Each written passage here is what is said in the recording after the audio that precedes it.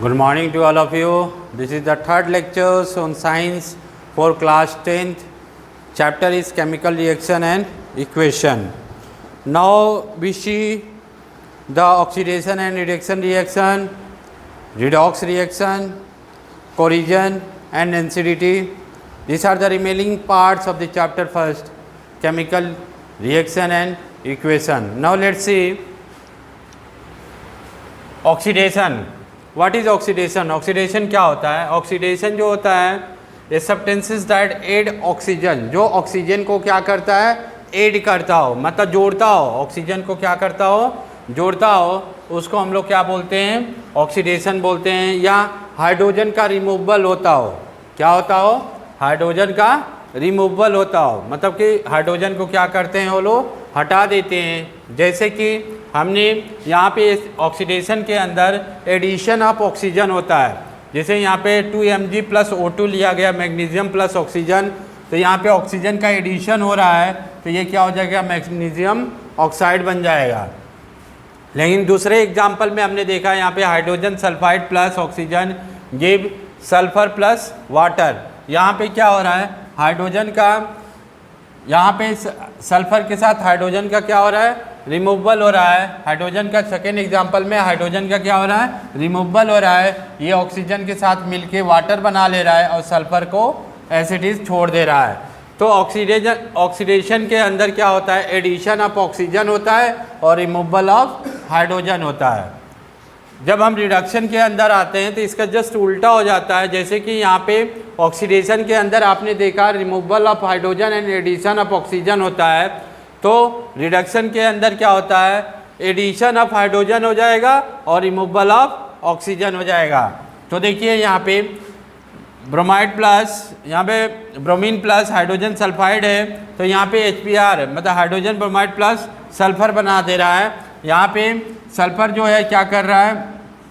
Addition अब क्या हो रहा है? यहाँ पे involve the addition of hydrogen ना, तो सल्फर क्या कर रहा है? ये जो सल्फर यहाँ से हटा दे ब्रोमीन के साथ जुड़ जाएगा और सल्फर अलग हो जाएगा। यहाँ पे कॉपर ऑक्साइड प्लस हाइड्रोजन है, तो यहाँ पे हाइड्रोजन क्या करेगा? यहाँ पे कॉपर क्या करेगा? ऑक्सीजन को रिमूव कर देगा। मतलब इसमें ये होता है कि रिडक्शन के अंदर रिमूवल ऑफ ऑक्सीजन होता है और एडिशन ऑफ हाइड्रोजन होता है। अब देखिए इसी का रिडक्शन और ऑक्सीडेशन को हम इलेक्ट्रॉनिक कॉन्सेप्ट के अनुसार देखेंगे। जैसे कि ऑक्सीडेशन के अंदर आपने देखा कि एडिशन ऑफ ऑक्सीजन हो रहा था और रिमूवल ऑफ हाइड्रोजन हो रहा था। आपको एग्जाम्पल के माध्यम से समझना पड़ेगा। यहाँ पे मैग्नीशियम के साथ ऑक्सीजन क्या हो रहा है? एडिशन हो रहा है। और यहाँ पे हाइड्रोजन सल्फाइड जो सल्फर क्या कर रहा है? हाइड्रोजन को यहाँ से रिमूव कर रहा है। दूसरे केस में रिडक्शन के अंदर क्या कर रहा है? एडिशन ऑफ हाइड्रोजन हो रहा है, रिमूवल ऑफ ऑक्सीजन हो रहा है। तो यहाँ पे इलेक्ट्रॉनिक कॉन्सेप्ट के माध्यम से हम देखेंगे, electronic concept of oxidation and reduction का देखेंगे क्या हो रहा है। यहाँ पे देखिए जैसे यहाँ पे सोडियम है ऑक्सीडेशन, तो ये क्या कर रहा है? इलेक्ट्रॉन को अपने अंदर से निकाल रहा है। इलेक्ट्रॉन को अपने अंदर से क्या कर रहा है? निकाल रहा है। जैसे यहाँ पे सोडियम निकाला तो एक इलेक्ट्रॉन यहाँ पे निकाल दिया, यहाँ पे कॉपर निकाला तो यहाँ पे निकाल दिया, और ये अपनी खुद ही क्या बन गए? जितना निकाले उतना पॉजिटिव साइन उसके ऊपर लग गया।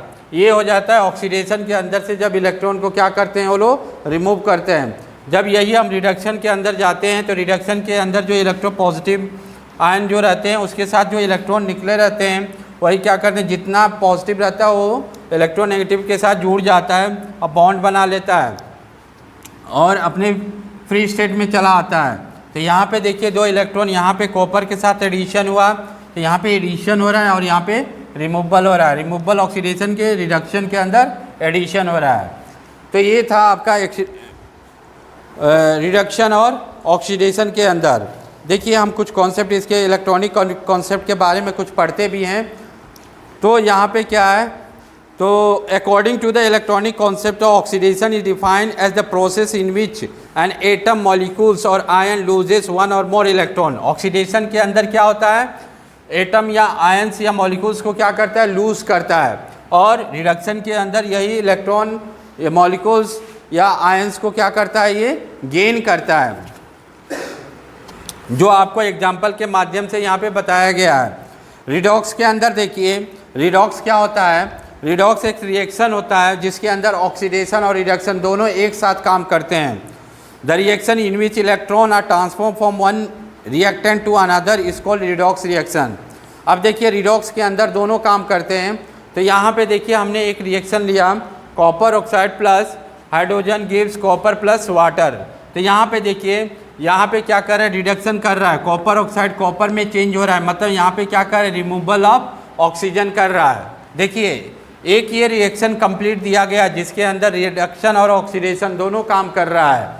तो यहाँ पे रिडक्शन रिमूवल ऑफ ऑक्सीजन का काम कर रहा है। जैसे कॉपर ऑक्साइड हुआ, ये कॉपर में चेंज हो रहा है, तो यहाँ पे ऑक्सीजन क्या हो रहा है, रिमूव हो रहा है, इसलिए रिमूवल ऑफ ऑक्सीजन, रिडक्शन हो रहा है। यहाँ पे जब रिमूवल ऑफ ऑक्सीजन होता है तो रिडक्शन होता है। जैसे हमने पहले बता चुका था, यहाँ पे जो रिडक्शन के अंदर रिमूवल ऑफ ऑक्सीजन क्या होता है, रिडक्शन होता है।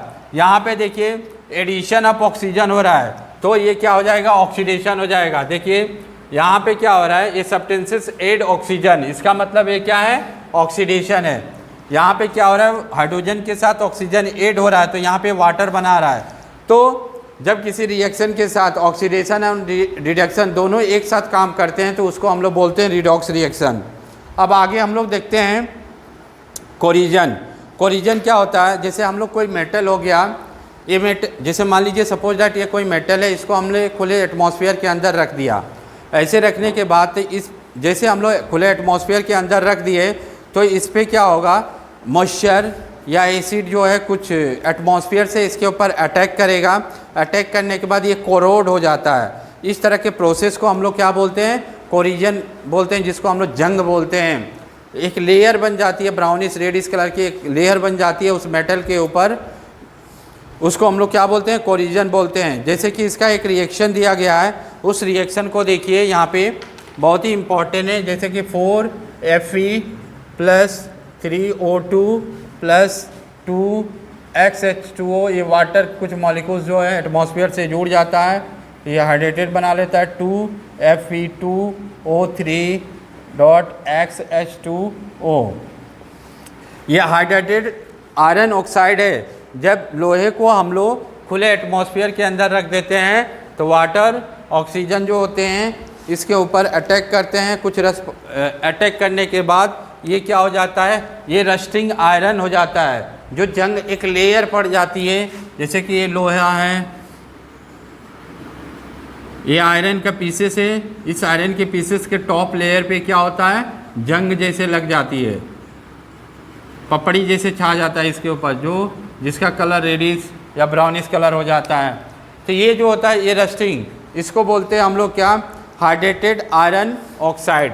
इतने को हम लोग क्या बोलते हैं, हाइड्रेटेड आयरन ऑक्साइड, जिसके अंदर वाटर का मॉलिक्यूल्स जुड़ा रहता है, उसको हाइड्रेटेड बोला जाता है, हाइड्रेटेड आयरन ऑक्साइड। ये रस्ट आयरन है जो जंग लगा हुआ रहता है, ठीक है। तो इस तरह इसको हम लोग क्या बोलते हैं, कोरिजन बोलते हैं। रेंसिडिटी, जो खाने की चीज़, अगला पॉइंट है रेंसिडिटी, जो खाने की चीज़ होती है उसके अंदर खाने की चीज़ क्या होता है, स्पॉइलेज हो जाता है। स्पॉइलेज का मतलब कह सकते हो कि वो खाने लायक नहीं होता, उसका स्मेल जो होता है अनप्लीजेंट हो जाता है, तो उसको हम लोग बोलते हैं रेंसिडिटी बोलते हैं। अब देखिए रेंसिडिटी के अंदर और क्या क्या चीज़ें आती है। The condition produce by the aerial oxidation of fat and oil in food mark by unpleasant smell and taste is called rancidity. ये क्या हो जाता है, जो खाने की चीज़ होता है वो अनडिज़ायरेबल हो जाता है इनटेकिंग के लिए, कंजप्शन के लिए, जिसका टेस्ट और स्मेल जो होता है वो अनप्लीजेंट हो जाता है, और फूड जो पार्टिकल्स होता है वो स्पॉइलेज हो जाता है, जो खाने योग्य नहीं होता है। उस तरह की चीज़ों को हम लोग रेंसिडिटी बोलते हैं। अब रेंसिडिटी को कैसे हम लोग प्रिवेंट कर सकते हैं, किस तरह हम लोग उसको क्योर करेंगे ताकि उसकी लाइफ और ज़्यादा बढ़ जाए, तो उस तरह की चीज़ों को हम लोग क्या करना चाहिए, keeping the food in refrigerator. Refrigerator के अंदर खाने को के जो जितने भी पार्टिकल्स होते हैं या फूड पार्टिकल्स होता है उसको हम लोग क्या करेंगे, रख देंगे। Keeping the food in air tight container, air tight container के अंदर रखेंगे ताकि अदर एयर गैसेस जो है उसके अंदर एंटर ना करें। या adding the antioxidant to food containing the fat and oil, या एंटीऑक्सीडेंट पार्ट को हम लोग क्या करेंगे, फूड पार्टिकल्स के अंदर डालेंगे ताकि मतलब कि उसके अंदर रेंसिडिटी के कुछ इस तरह के प्रभाव ना पड़े। By storing away from the light, light से हम लोग क्या करेंगे, ज़्यादा अगर लाइट पड़ जाता है तो खाना भी क्या होता है, स्पॉइलेज हो जाता है। देखते हैं हीट, गर्मियों के सीज़न में खाना क्या हो जाता है, ज़्यादा गर्मी अगर पड़ जाता है, जब आपका टेम्परेचर जो है 45-46 डिग्री हो जाता है, 44 डिग्री होता है या 40 डिग्री होता है, उस समय खाना क्या हो जाता है, दाल जो होता है उसका कलर जो कलर कहते हैं, स्मेल जो होता है टोटली चेंज हो जाता है, जो अनप्लीजेंट हो जाता है, खाने योग्य नहीं होता है, मतलब डैट इज़ कॉल्ड एसिडिटी हो जाता है। तो ये सब पॉइंट थे आपके चैप्टर 1 में, और इस चैप्टर से रिलेटेड आप लोग नोट्स बनाते रहिएगा। इस चैप्टर का बहुत ही इंपॉर्टेंट चैप्टर है, केमिकल रिएक्शन एंड इक्वेशन का, चैप्टर 1 का, और इसका नोट्स बनाते रहिए। और इस चैप्टर से रिलेटेड कोई भी अगर डाउट है तो आप स्कूल के व्हाट्सअप नंबर पे अपने डाउट पूछ सकते हैं। स्कूल का व्हाट्सअप नंबर है 8576879375 पे, और यहाँ पे आपका चैप्टर 1 कंप्लीट होता है। Thank you.